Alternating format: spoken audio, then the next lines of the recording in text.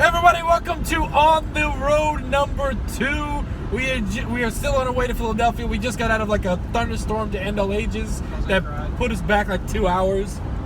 I wouldn't say 2 hours. Yeah, dude, we left at 6. We're not getting there until 2. We did stop eating. That's also true. All right, we're answering your questions as we continue on this road trip.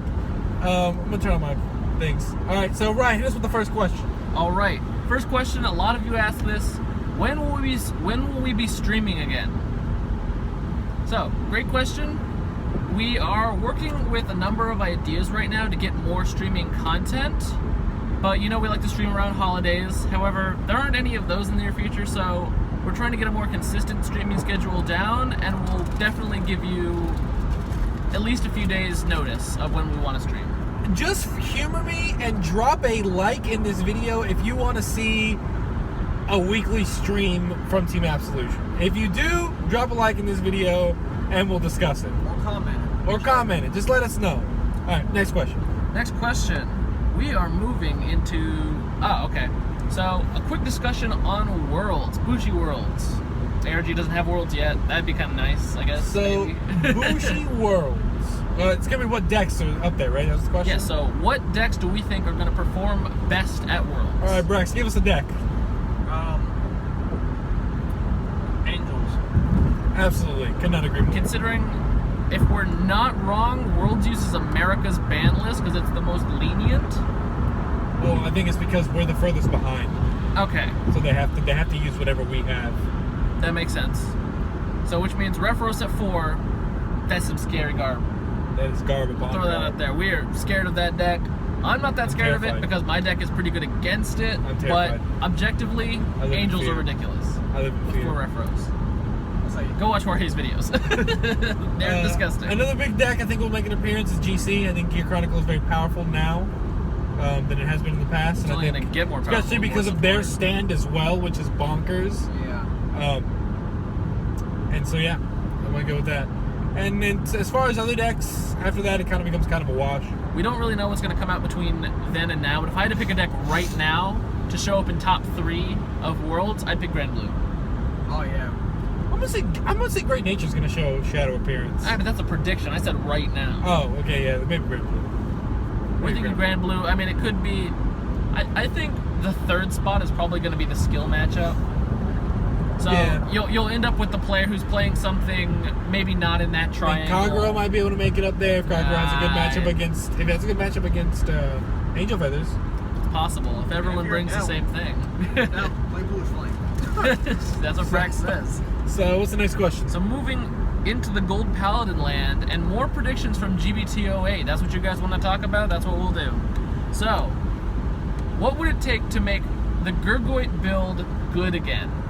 How do we make Gurguit great again? So, this has been a huge topic. We actually spent like, I think, 40 minutes talking about it. It was a long time. Before we did this video. And we're kind of at an impasse because, and me and Brax, we have both played Golds extensively, I think, at some point in our Vanguard career. We really did. Hell, I played Golds too. And you did too. I did. But what we feel personally, and feel free to disagree, but what we feel personally is that Golds have honestly plateaued as a clan.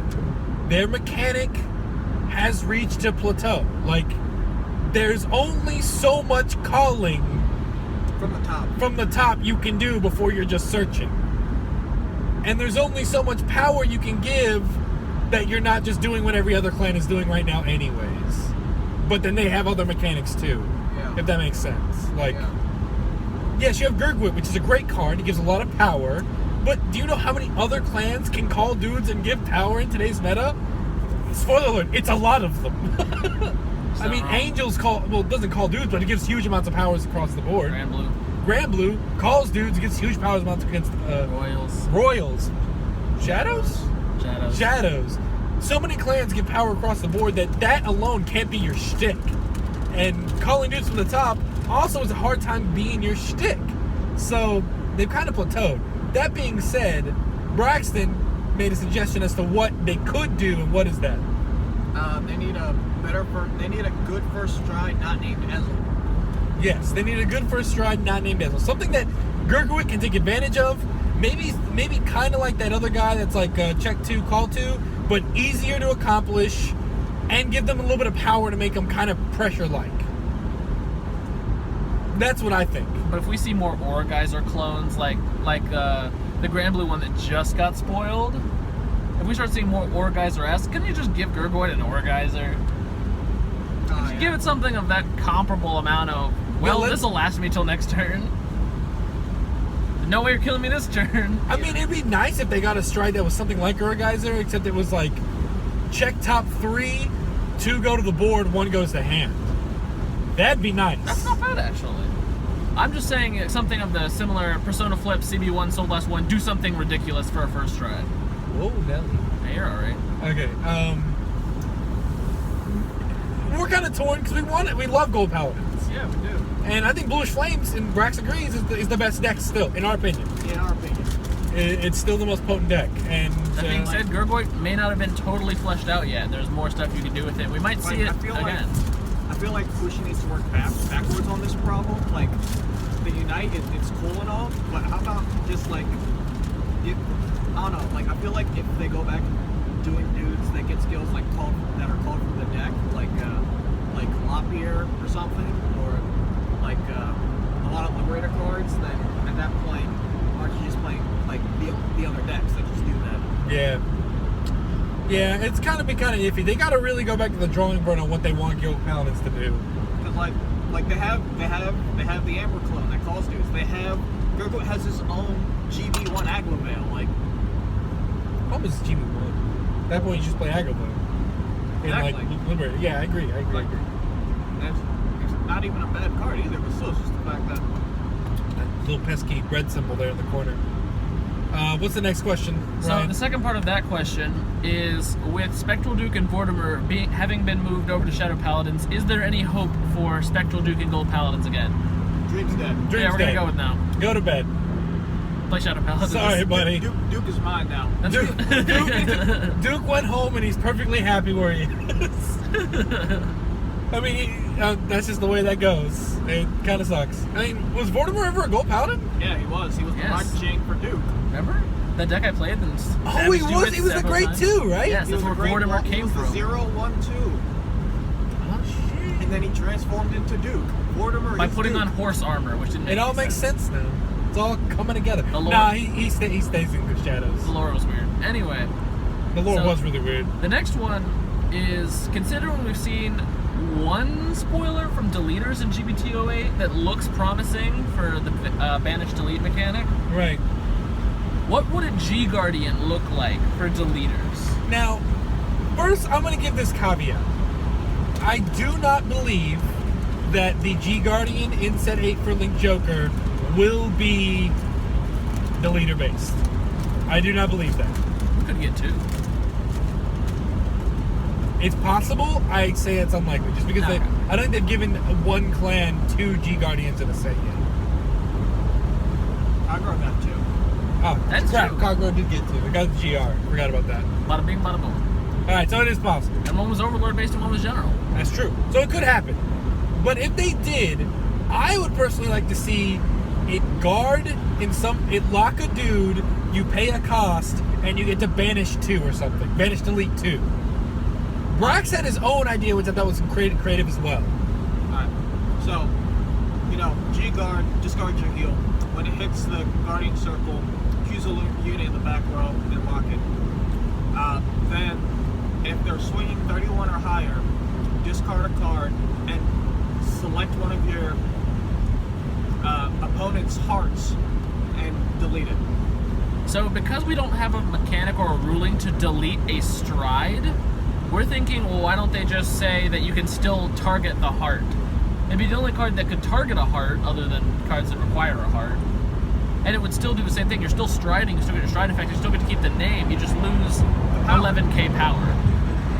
So you're sitting at 15k rather than 26. Right, instead of just saying delete the Vanguard on a stride, okay, how does that work? Does the stride go away? No, we're not gonna bring up the Blaster Joker thing here.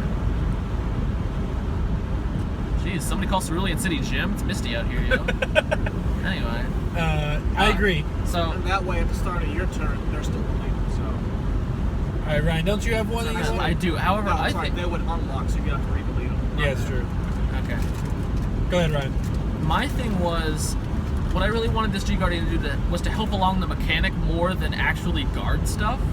So if I were to think about the way I feel Bushi would balance this, if they really wanted to flesh out the banish delete mechanic with minimal support, considering they're not going to give it enough, Right.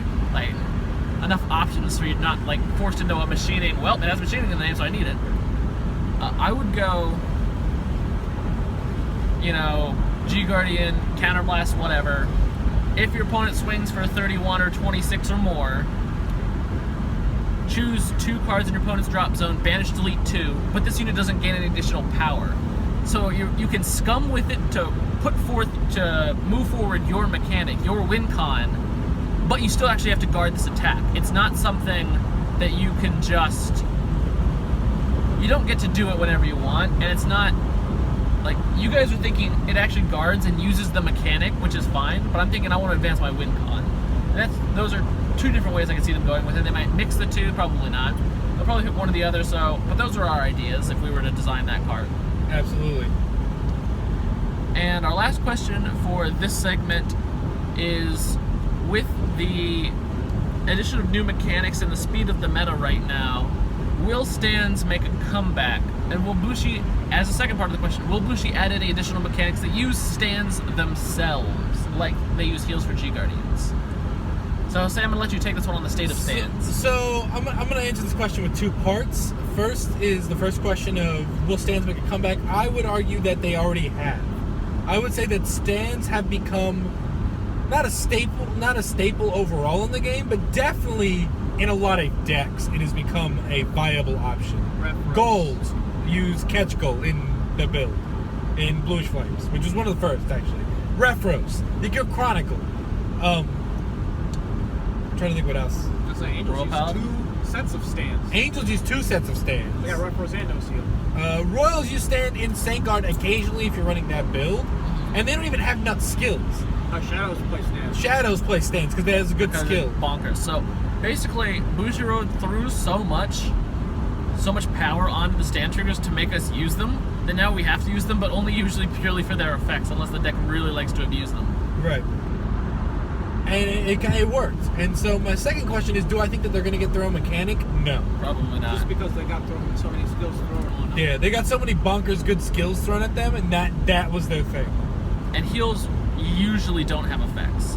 Only the really good heals, like The boost, like Sunny Smiles. Sunny Smile or Laws of Makes, those are very old cards. Those are, Season 2, Season 1 cards. No heals have that effect anymore. So, I think that's our general thoughts on that. I think stands are very playable now. I think they have kind of made a comeback. I mean, definitely from when the days that, we started where stands were the most disgusting trigger in the game. Yeah.